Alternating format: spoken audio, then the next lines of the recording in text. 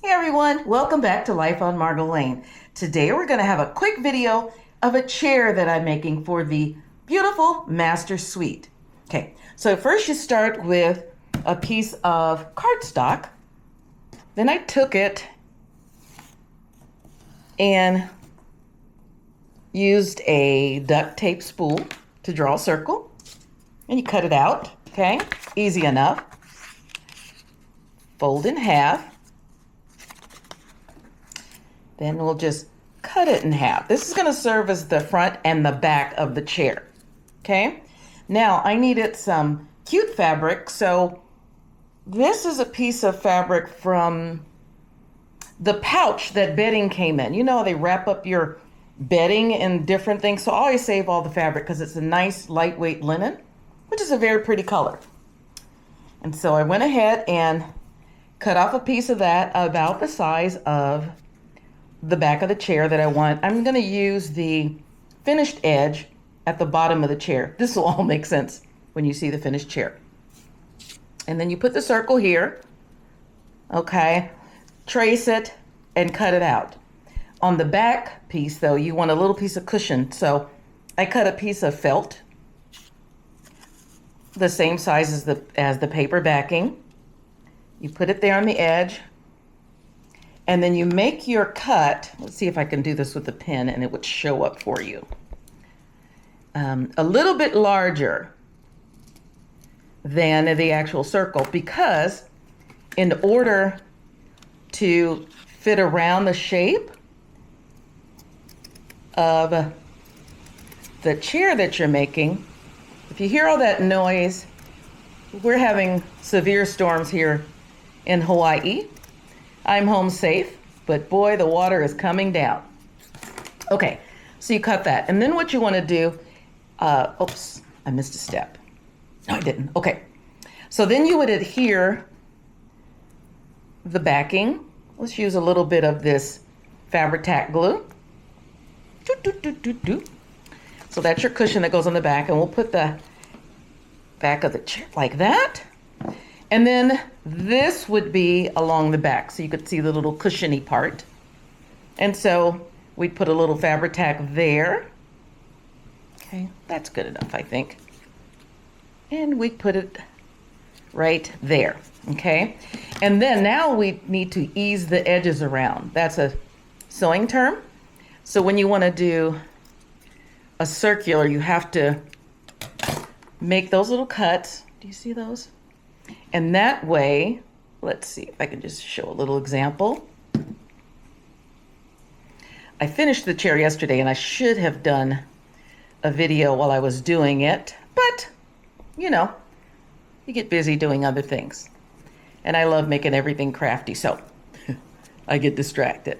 So this is what it would look like on the finished side, okay? Nice and neat, right? So we do that all the way around.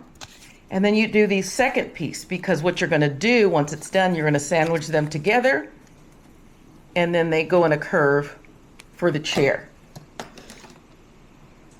For the seat of the chair, I have this jar, and it has a big piece of cork. Can we use that for the seat? I think so. Let's take a look. This is the middle face. This is what the chair is looking like. Isn't this adorable?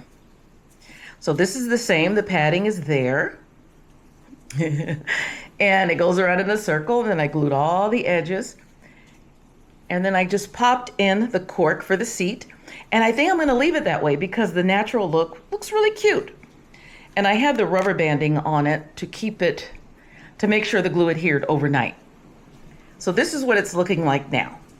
Oh boy, that's gonna be cute. Now, for the legs, I'm going to use the tips of some skewers, cooking skewers, and I've cut them to like 1.25 inches. So this is what this, skewer looks like where you cook with, and then I've simply cut them. So what I'm going to do is place them, let's see, put one in the bottom like that, kind of off to an angle in the back. I need to measure perfectly, but for the sake of demonstrations, we're going to kind of do that.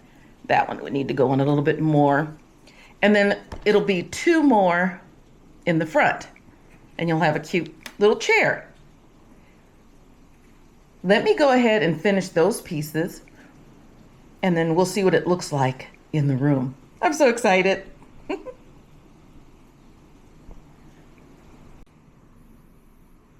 Okay, so I've cut all the skewers now and did a dry fit to see how they fit on the chair.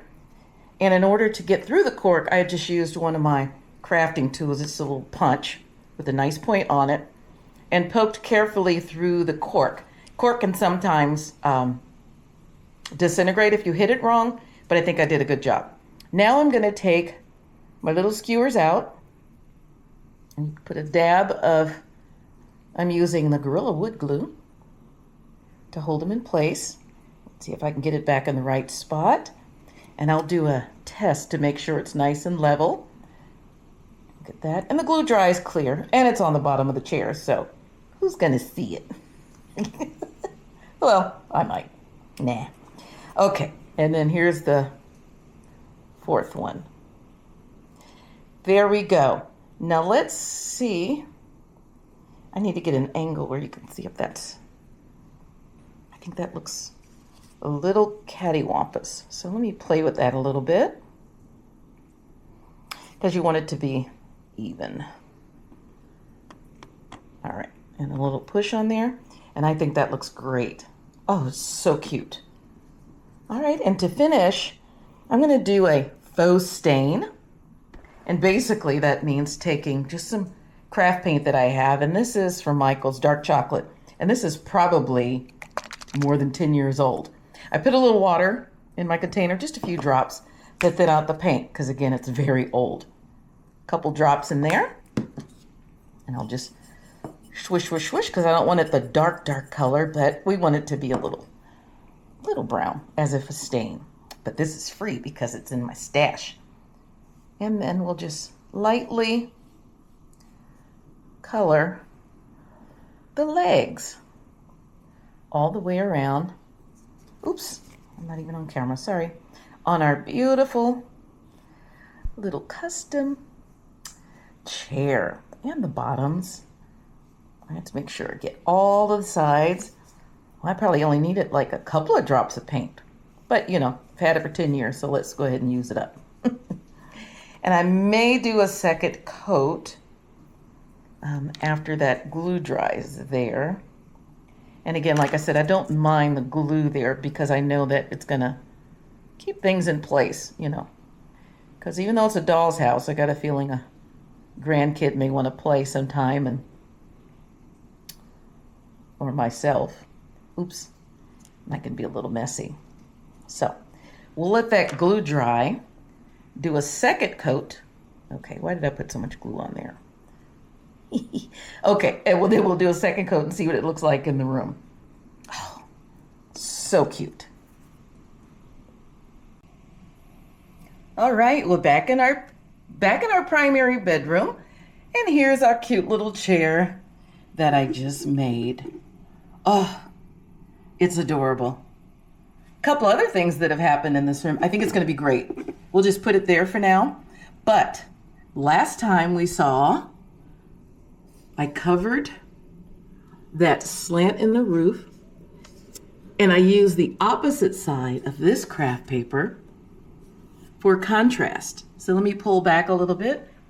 And on the flooring, this is a simple sheet of contact paper, $1.25 from the dollar store, and it looks like a light stained oak, which I love because the walls are so dark in the trim. You put a little brighter color in there and it sets it off nicely. And this wall, let's see, let me get some light over here. There we go.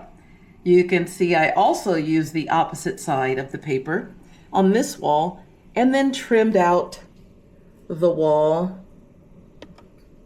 with molding in black, just as we did on this side. Now, back a little bit, in order to finish off the floors, instead of using the regular baseboard that I used in other parts of the house, which looks like this, you know, it's like your standard, there we go, baseboard, I just used thinner dowel strips for a sharp, crisp edge. And those are done in black to match the other trim of the room. And then of course we have the ceiling that is finished, which we love so very much. I think it's coming along great. There's going to be more updates soon. I've been so preoccupied with making cute little things that I get distracted. But it's all fun and games. And I'm having a super time. Thanks for watching Life on Margot Lane. Please like and subscribe and share with friends, because I love getting feedback and people watching my little at-home craft, especially, let's look out the window, when the storms are going on. Can we see? Yeah, you can see it there. All right, everyone, take care. See you next time.